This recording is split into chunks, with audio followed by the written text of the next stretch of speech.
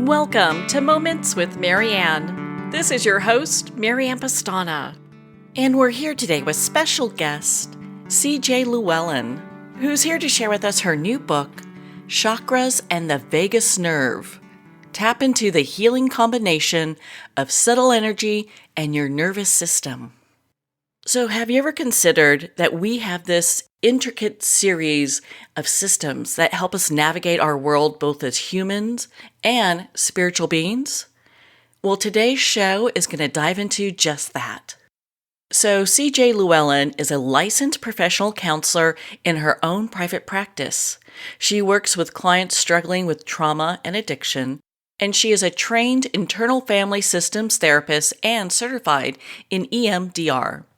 She uses polyvagal theory as a foundation for her work, and she is a Reiki master and curious observer of the human condition. So let's welcome to the show, Llewelyn. Thank you. Thank you for having me. I'm thrilled to be here. Well, what an honor it is to have you here and to talk about this book. So how did you make the chakra and vagus nerve connection? Through my work. I actually had probably been seeing it for at least a decade. I am a trauma therapist, licensed professional counselor, trauma trained. I do a lot of body-mind modalities like EMDR, internal family systems. And when we would be in the middle of processing an issue, a target, a problem, I would notice that the messaging was not only just working through the vagus nerve, it was presenting, depending upon what the issues were, through their chakras. Through polyvagal theory, we learn to sort of listen to the three states that our clients are in, and we're working very closely with tracking their nervous system. But when all of a sudden we'd be working deeply with survival issues, and my clients are feeling this down in their groin, down in their root chakras, like, this is kind of fascinating. Or when we would work with issues of attachment, the relationship that a client might have had, early relationship with their parents or their caretakers, and it was presenting in the solar plexus. It's like, there is something more here going on. And I would just observe it through the years. And then I finally realized, oh, there's an actual story here that I need to tell. So that's how that evolved. And it's been really fascinating. It is a very fascinating topic, and the first time I've heard about it done in this way. So I was very excited that we get to talk about this today. For those who are new to vagus nerve and chakras, so how does that work within our body? So breaking down, they're basically two different systems, but my whole thesis here is they're really an extension of the same thing. But let me break them down as if they are two different, because that's how our world has been sort of treating them. The vagus nerve is our safety mechanism. It is built into our body. We are constantly gauging, our human self is constantly gauging if we are safe and what to do with this. And it's built into our system from, before we are born. There are basically three states that the vagus nerve tracks. One would be safety. That is that social engagement that we have when we're with people, we're enjoying them, we feel safe, we're listening to them very, succinctly to them. We're looking at eye movement, facial features, the tone of voice. That is when we are in our state of safety. Then we can get into the mobilization, which is that people hear the sympathetic nervous system, that sympathetic branch, which is, okay, we're no longer safe because we just heard a car screeching. And we listen differently. Our body tightens. Our neuroception, which is a word that is used in polyvagal theory a lot. Our neuroception shifts because suddenly we're listening to a wider realm. We're listening to the environment, not the person we're sitting here with. We're uncertain if we should run or fight. Then we have the third state, which is immobilization. That's when we've been running, we've been fighting, we have no other recourse but to collapse or pass out or dissociate. So if we can be aware of these states within our system, and that takes some fine tuning to be present to our body to do that, then we're working from that perspective of what our system is registering for us.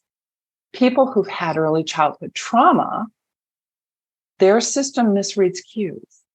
So people who've had some developmental trauma, where the people that were supposed to love and protect them did not, cues might misfire. They might believe they're with somebody safe because their neuroception's off, or they might believe they're with somebody dangerous that is not. So that's the rewiring that I do as a trauma therapist. That's how I help people go back in and help their system, alleviating trauma patterns. But so that is utilizing the vagus nerve is key to how we can gauge our safety and where we are in the world, where we are physically in the world, and who we are with and how we are. The chakras are energy centers that anybody who has studied yoga, I'm sure, has heard of the chakras. Chakras are energy centers that present all over our body. My discussion is more about the 7 main chakras within the torso, because that's what I was seeing, processing as we were working through safety issues, rewiring trauma issues, clearing stuff from their systems. And so the 7 main chakras, what I break down in the book, I can go through them if you want. The 7 main chakras seem to have different, I'm calling them dimensions to them, which is very much aligned with what you hear through the thousands of years of yogis who have expressed what the chakras represent as our human condition. So one's etheric, one is physical. However, it appears to me as I'm working with them that the etheric energy aligns with the vagus nerve, and what the messaging in the vagus nerve, which, by the way, is also connected to our major organs. So what messaging is coming through the nervous system is also presenting outward into our chakras. So, I'm hypothesizing that the vagus nerve, what it represents, extends outward into our chakras and even out further into our energy field or our auras.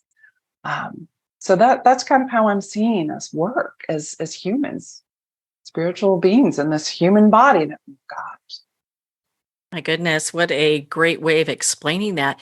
And I really appreciate how you talk about this connection in your book with the vagus nerve and the chakras and how that can promote healing.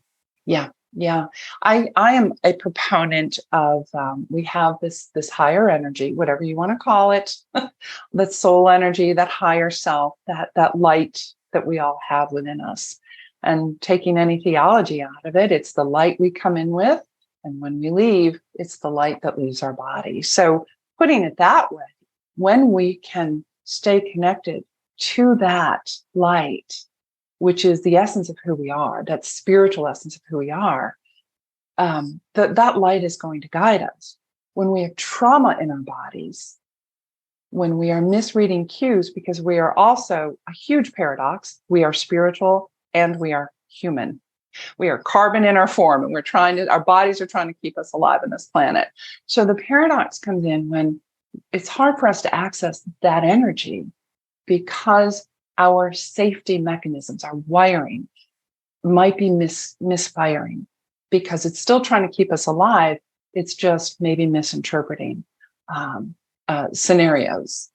So when we can heal that trauma in our bodies, we can access that higher, wiser aspect, energy of us. It seems that everyone has trauma in one sense or another. And Yeah. not everybody, at least most people that I know have had some type of trauma that's happened to them during their lifetime. Mm-hmm. Yes. I know you talk about doing a body scan. Is that where we start to try to really identify where we're at with our body? We can. That body scan really came from the Buddhist mindful tradition of just checking in with our bodies from top down, breaking it down, forehead, muscles, where's our tension, and keep going down into noticing what our shoulders, our arms, how our body is feeling in the space that we're in. That's a really good check-in for us to start with. And it's very much, like I said, based in the mindfulness tradition.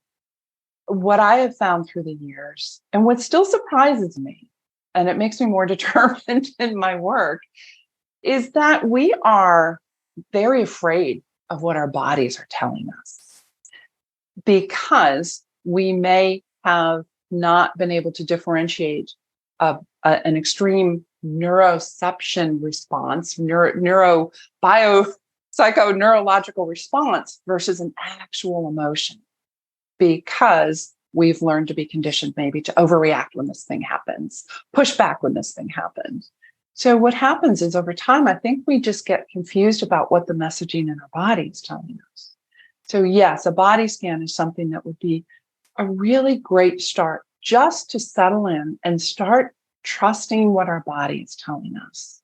And that learning over time, befriending our body, feeling embodied, actually helps us be more spiritual in the long run because we can trust the messaging center of that.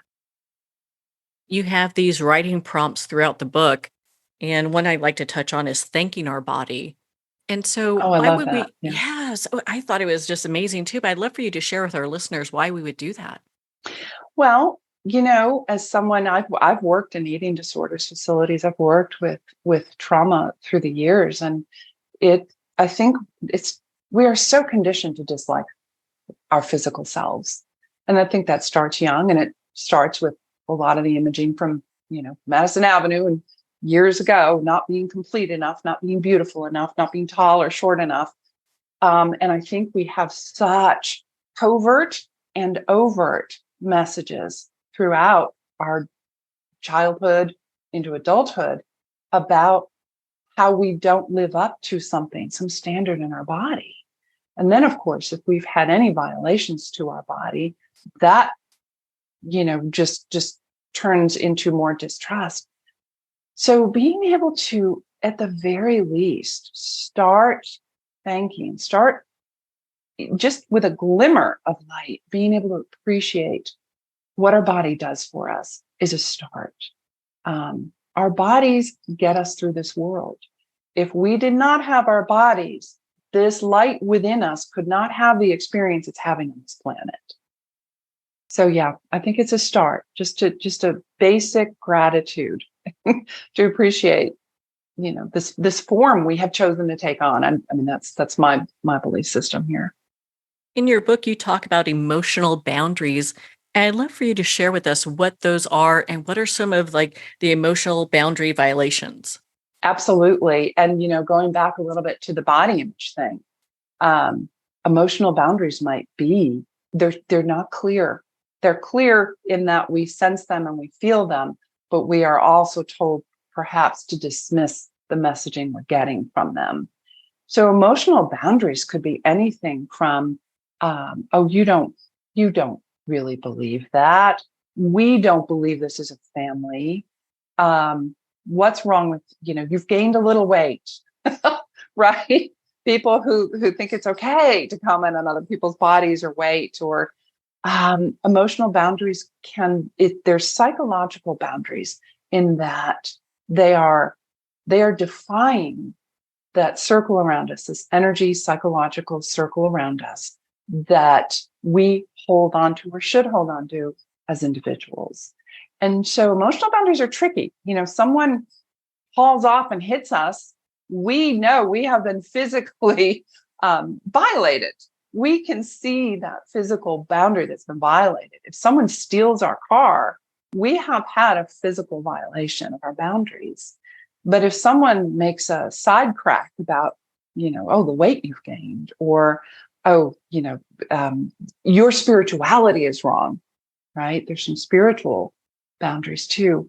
Those are things that violate us on an energetic level. And always my work is to really deepen who we are as individuals, what we feel, what is true to us. Because the more we can drop down into that, the more we can know when someone has attempted to violate a boundary of ours on that psychological level. I was real impressed in your book. You talk about the difference between anxiety and emotion. Mm-hmm. And it kind of had me stumped there for a little bit. I'd love for you to share that with our listeners too. I know it's funny because every time I put that in a new client, they're like, what? What? No, no, it's not emotion. It's not. It's really a state of mind. And generally it's I use terms like future tripping. We start believing that we are not safe about some hypothetical thing that's going on in our head. So we start thrumming back to the vagus nerve. We start our brain that's made something up starts thrumming down into our vagus nerve. We're not safe. You know, that thing that we probably don't want, but maybe we do, then maybe we don't want it, and suddenly we are off to the races in our sympathetic nervous system. So then our system, depending upon what the patterns have been, start firing off. Lack of safety in our system. It could be heart racing, lots of stomach issues because the vagus nerve attaches down into our digestive system and our stomach and the kidneys and everything. So depending upon what your particular or anybody's particular form of anxiety feels like, that is not a feeling. It's not an emotion. When we feel an emotion, even if it's a difficult one, like if we've had a loss, when we are allowing ourselves to actually feel the sadness of that loss, even though it may be an intense emotion, there's a grace to it. There's a softness to it. It's deeper. It has softer edges to it. And part of the work for all of us, I think, as human beings is sort of pull the layers off between a state of anxiety, a mind that mind has created and the body has generated the experience for, versus an actual emotion. And that's that sort of, it goes back to body scan, it goes back to noticing, it goes back to really paying attention to the subtle aspects so that we can discern. And when we struggle, that's why, people end up in my office, right? The anxiety gets too much. So we work on safety factors as well, because anxiety is about not feeling safe. So if someone has a lot of different things going on, and it's really difficult for them to really kind of hone in on what it is that they're feeling, how do they go about that? I think, first of all, to recognize, right? Sometimes we just kind of have this patterning that develops in our system, all sorts of different ways of that developing, and then we react from it. And I think for us to watch what our reactions are. Reactions are in response to something. They're not a response to something. The reaction is, oh my gosh, this is going on, or this is going on. So if we can see what patterns of reaction we've got, that's a huge, huge start. If we start understanding that every time I raise my voice, everybody runs, okay, then the work comes back at what happened before raising my voice? What happens for me? What am I thinking? What am I believing? Why am I reacting? And being able to go back and again repattern. I do believe that while it is really important for us to have that individual work, I don't think you can really get the clarity, right, being by ourselves. We're too much in our own worlds without I call it the ballast, right? The weighted measure of, in this case, a therapist, to be able to see things and introduce concepts that you might not have. So there's it's a layered process. I think I see this. You have so many great stories within your book. Is there one that you'd like to share with us? It's really funny. And of course, I will tell you that I had to change the names to protect the innocent, so to speak. But the one that for some reason lately has been coming back into my head a lot that I shared in the book was a client we had done a lot of trauma work. I get emotional when I think about this. And she came in after a car accident, and she had grown up in a car. I mean, she had grown up. She had been in a car accident as a child, barely having any memories of this because she wasn't 3 years old, where her mom died. And there were all sorts of struggles that she had that didn't seem to connect to this thing, right? This trauma, because she couldn't remember it. So we had done all this work over a couple of years' time. We had gone back and processed those memories that she couldn't remember in her brain, but she had in her body. That's a big difference too, because sometimes we have a tendency to minimize those experiences because technically they don't make sense. The brain's saying, well, there's no way to plant this into any memory. Anyway, so we had done all sorts of work, and then she had a car accident, and it was a fender bender. But given that it took her so long to get, clearing the trauma, feeling comfortable being able to drive, and all the work that went with that. And then when she came back in, she had a regular, normal response where she was jarred. This was a car accident. Car accidents are out of the realm of the norm. But she was able, through the work that we had done through the years, through the grounding, through the slowing down, knowing she was dissociating, because that was her go-to as a child. Get out of the body. This is too much. And really work through it in my office. And then we were able to just sort of be present to the actual feeling, the emotion that the car accident kind of brought up a sense of mourning for her mom. And we were able to hold the space for that because she was able to work through the traumatic responses in her body first. And I've just been thinking about that scenario and that client a lot. My clients stay with me a lot. I learn a lot from my clients. Hopefully they're learning a lot from me, but I also, just being present to their stories and their situations, I learn a lot from them too. I'm sure you do. And we're going to learn a lot as we read your book. I know as everyone goes through it, there's so much great information within it that really makes sense. And you have science that backs it. One of the things that I was curious about is, you see so many people. What is like one theme that you seem to see a lot of? It's ridiculously simple. I just had this conversation the other day. It's that we don't trust ourselves. We come in authentic, and then we get all sorts of messaging, survival messaging. This is how you're supposed to do it. We stop learning how to trust ourselves. That's the ridiculously simple theme that I see that threads through all my clients. And frankly, I think we all start distrusting that after a while. And so being able to really go back in to our true authentic self and ask what the questions are, ask what feels right for us. But it does take work. It takes almost clearing out a lot of the layers that have been put on us through our life experiences. And if they've been traumatic layers, and if there was addiction involved, there's a lot of rings in the tree before we can get back to the middle. But I would say that would probably be the biggest thing, is that we stop really genuinely trusting our own messaging. So during the writing prompts that people do, I know you have one that they can kind of flush out what they're feeling. And it seems that people are so detached from their feelings right now. Mm-hmm. How do they determine, am I feeling anxious? Am I feeling angry? How do they kind of feel that out?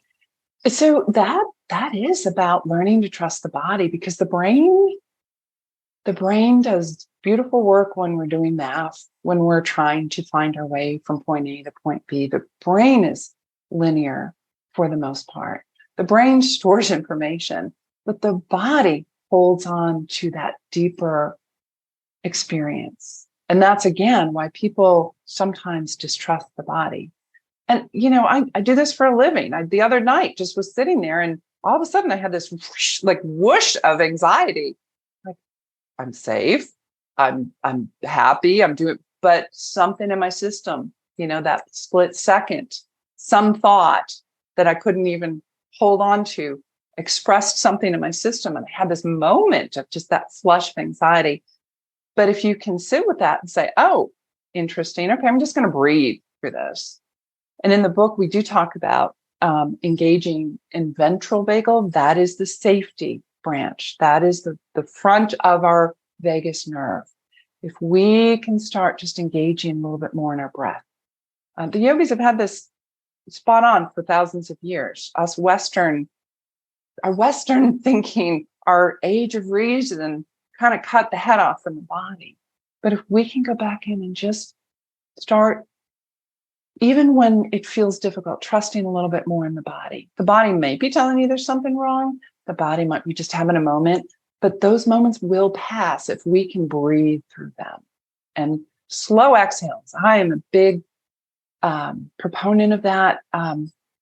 In polyvagal theory and Stephen Porges's work, he talks about how our heart rate lowers on the exhale. And there's all sorts of studies that show that people who sing in choirs have very good ability to sort of manage their nervous system, because they are constantly sort of manage and contain the exhale and the breath and the tone and everything that goes along with being in a choir or a band, by the way, especially wind instruments. My goodness. Well, where can our listeners connect with you, CJ, and be part of your community and learn more about your work? I am on Facebook as CJ Llewellyn and 7 Dimensions, CJ Llewellyn. I'm on Twitter, and I'm actually kind of having fun on TikTok right now, doing some videos here and there. So join me there, and I'm going to be building out the website and having some more opportunities to really engage with my readers. Well, CJ, thank you so much for taking the time to be on the show with us here today. Thank you so much, Marianne, for having me. I really appreciate it.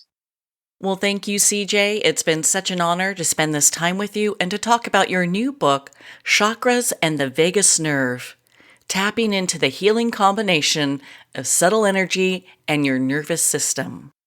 Chakras and the Vagus Nerve is available to Amazon, Barnes & Noble, and all indie retailers. And remember, support our indie bookstores. You can also purchase this book directly from the publisher, Llewellyn, at Llewellyn.com.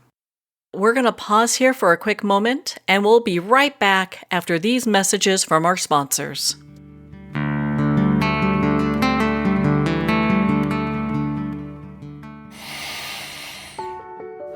With Breath Hub, you'll experience the transformative power of breath as it harmonizes your body, mind, and spirit.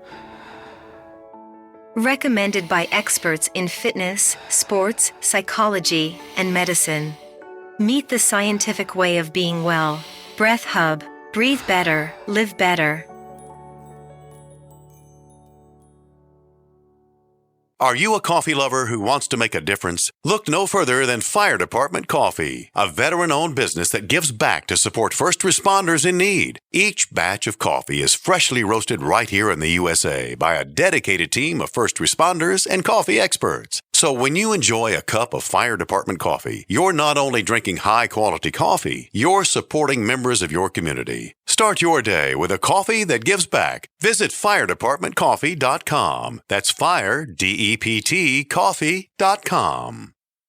The book Terminal Cancer is a Misdiagnosis, authored by Danny Carroll, is on sale at Amazon now. Licensed psychologist and psychotherapist Tessa Antia-John-Guerra commented, "This is one of the most empowering books on the topic of cancer you will ever read." Award-winning author T.L. Needham commented, "This recommended book can be understood by anyone seeking answers, hope, and alternatives to a terminal diagnosis. Buy it now on Amazon.com. Pandemonium. Fast forward 20 years. A U.S. president seizes control of all U.S. missiles, the power grid, the banking system, and every computer in America as he hides in an underground bunker. Pandemonium, a captivating sci-fi thriller where a hidden war, psychics, aliens, artificial intelligence, and transcendental love collide with the latest media technology. Pandemonium, live to all devices. Get your copy on paperback or digital. Free sample at getpsychic.org. Hello, Dr. Cutler here. Do you experience bloating, heartburn, food craving, bowel irregularity, food sensitivities, weight issues? If you do not digest your food, you may be deficient in macronutrients, which your body needs for optimal health. DrEllenCutler.com teaches that this is an enzyme deficiency. I believe the most important supplement is a full-spectrum digestive enzyme, Dr. Ellen's Way Digestive Enzymes. Hear more about it at DrEllenCutler.com. Internationally recognized and award-winning author Judy Goodman works and teaches outside the box of limited thinking. Working with people from every walk of life, her goal is to empower you to be the best you can be, no matter what the challenge is. Born with the gift of seeing beyond our normal vision, she has an extraordinary gift of working with every challenge. Teaching beyond conventional wisdom, her work is described as life-changing. Visit judygoodman.com. That's judygoodman.com.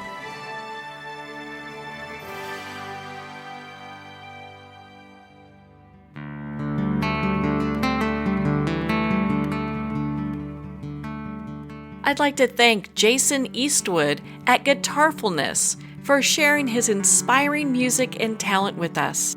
His music is known worldwide for cultivating atmospheres of harmony, inner peace, and clarity.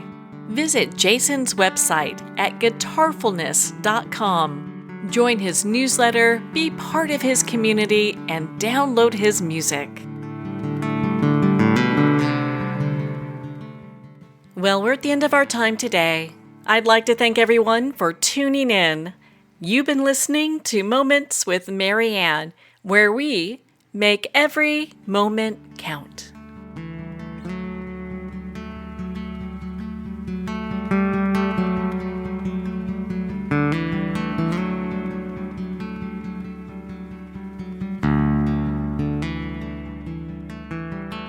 In a single moment, your life can change. Moments with Marianne is a transformative hour that covers an endless array of topics with the best of the best. Her guests are leaders in their fields, ranging from inspirational authors, top industry leaders, and business and spiritual entrepreneurs. Each guest is gifted and a true visionary. A recognized leader in her own work, and while teaching others to develop, refocus, and grow, Marianne will bring the best guest and sometimes a special surprise. Don't miss this. You never know just which moment will change your life forever.